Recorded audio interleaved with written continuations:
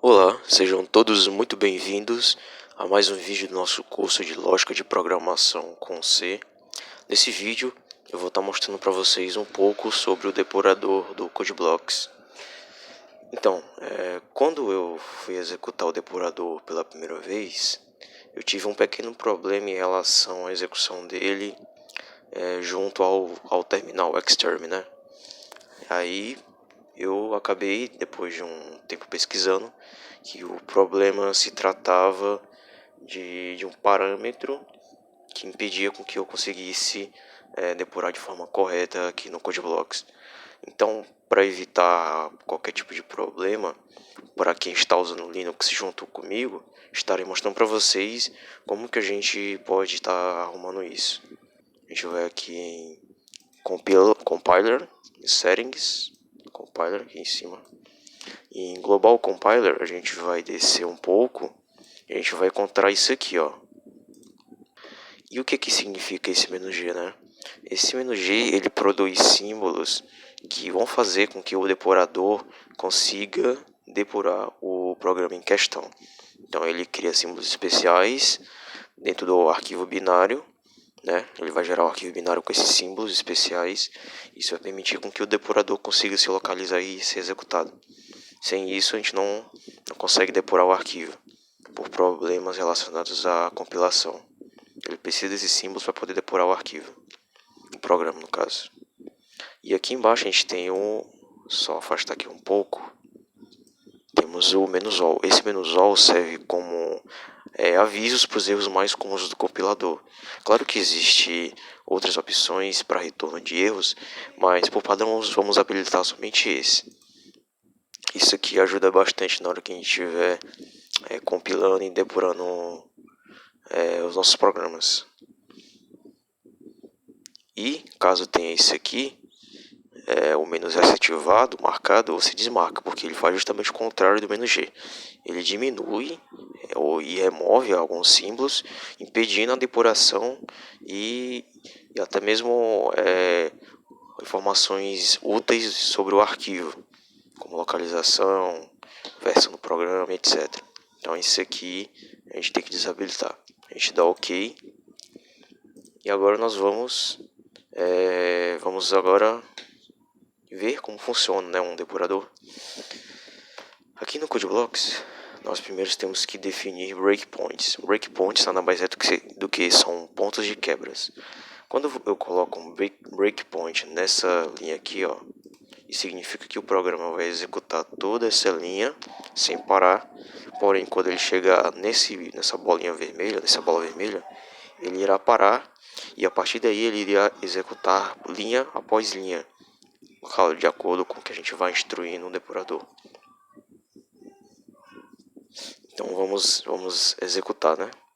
Eu coloquei 2 porque eu também quero mostrar uma outra função no depurador, que é a step_into.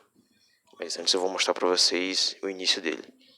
Aqui em Debug Continue, ele serve tanto para iniciar a depuração, quanto para dar continuidade no código sem interrupções.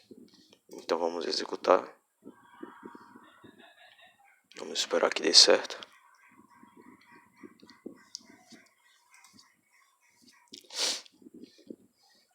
Certo, pronto. Antes de tudo, eu queria mostrar algumas coisas para vocês. Para que a gente consiga acompanhar as variáveis, as funções e o comportamento delas, desses dois, é importante a gente habilitar 2 janelas que vai ajudar a gente na depuração. A gente pode ir ou aqui em Debug Windows ou aqui em cima, Debug Windows. Nós vamos habilitar tanto a Watts, como também vamos habilitar a Callstack. O meu, no caso, já vai aparecer aqui porque ele já salvou a posição desses dois. Porém, quando vocês forem fazer isso pela primeira vez, eles vão vir em janelas soltas. Vocês podem segurar e arrastar a janela até os cantos nos quais você deseja. E como é que funciona? Aqui no lado esquerdo a gente tem as funções. A gente consegue visualizar tanto os argumentos das funções, quanto também as variáveis locais. Aqui no caso, como ele está dentro da função main, ele vai apenas listar a declaração de variáveis locais da função main, que no caso é o x e o y. Não se preocupem com os valores dentro dessas variáveis, porque eles são valores de lixo, são valores da memória. Então, após eles receberem uma atribuição, esses valores serão alterados. Mais para frente eu falo sobre a call stack, que é a pilha de chamadas. Para a gente dar continuidade aqui no depurador, nós podemos fazer o seguinte. Aqui em cima temos o next line, que ele vai prosseguir para a próxima linha. Aqui o run to cursor, a gente também pode usar ele como ponto de quebra, que seria execute até o cursor, vamos dizer assim. Então, se eu colocar o cursor aqui em scanf, tudo antes do scanf será executado sem interrupções. Porém, quando ele chegar no scanf, ele irá parar e a gente irá conseguir executar passo a passo o programa. Dando continuidade, nós podemos avançar mais uma linha, tá? Ainda não apareceu nada, normal, é porque ele está bufferizado, ele está esperando um tempo de resposta para ser exibido na tela do usuário. Já está esperando um espaço para ser exibido, next line, e aí sim ele aparece. Mas como é que funciona, né, essa questão da depuração? A linha, aquele playzinho amarelo que vocês viram aqui do lado, ele indica qual linha será executada. Se a gente clicar em next, ele irá para a próxima linha e irá executar a anterior. Bom, agora dando continuidade, iremos passar um valor 23. Vamos colocar um valor menor. 5. Ok, aqui já percebemos que foi atribuído o valor 5 à variável x. Até aí, ok. Vamos avançar aqui em next line. Ele vai fazer o condicionamento. Isso não se preocupem que eu vou explicar para vocês mais para frente. Quero que vocês foquem apenas na depuração. Aqui ele foi feito um exame condicional, uma avaliação condicional. Vai retornar o valor, x é positivo. E ele parou justamente onde a gente queria. Aqui é o seguinte, nós podemos usar essa opção step into, que vai entrar dentro da função na qual o cursor, o playzinho amarelo está parado, né? Onde o play amarelo está parado. A gente vai clicar em step into. Ele entrou na função. O que aconteceu aqui em cima? É o seguinte, a primeira função a ser chamada foi a main, que é a função principal. Até aí tudo bem. Aí é o seguinte, aqui temos a linha 19, que é na qual a função foi chamada, que no caso foi a fatorial, e a localização dessa função que foi chamada é dentro da função main. Então, a função chamada foi executada dentro da função main, que é a chamadora. E aqui nós temos o endereço da memória onde se localiza a função chamada, que é a fatorial x. Então, a posição da fatorial x na memória é exatamente essa. Mas por que ele coloca essa localização? Porque com essa localização, após ser feito toda a execução da função fatorial, ele vai conseguir retornar para o ponto na qual ela foi chamada. A gente vai ver isso agora. Vamos lá. Podemos dar next line. Next. Como vocês podem ver, as variáveis locais foram alteradas. Por quê?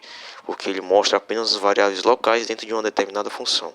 Como a gente está dentro da fatorial, ele não vai mostrar e nem vamos conseguir acessar as variáveis x e y, porque são variáveis locais. Aqui o valor de lixo foi atribuído à variável i, não se preocupem, pois isso é alterado posteriormente. O f recebeu 1, porém como eu não quero visualizar todo o processo de laço, eu vou dar um step out.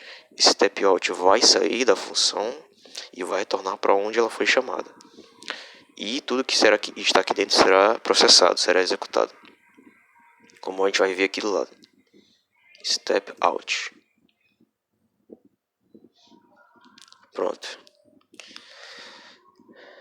Como eu disse, eu saí da função, e assim quando você sai da função na qual você está atualmente, com step out, ela também é removida da pilha de chamadas, pois ela foi devolvido o controle para a função chamadora, que no caso é a main. Aí vamos dar um next line. Vai ser removido também o endereço, pois a gente não vai mais precisar do endereço da memória do fatorial x. Recebemos a variável, recebemos o valor 6 na variável y. Vamos dar um next line. E por fim a gente vai finalizar o programa. E aqui está, e ali está o resultado do nosso programa, que é 5, que a gente passou, o condicionamento que foi verificado, e o fatorial de x é 6. Bom, basicamente é isso, pessoal. Esse é basicamente como funciona o depurador em Linux, e mostrei para vocês como está prevenindo os erros no depurador no Linux. Caso vocês tenham algum outro tipo de problema, vocês podem deixar aqui nos comentários ou falar comigo no Instagram, tanto faz. Eu vou estar ajudando vocês. É isso, pessoal. Falou.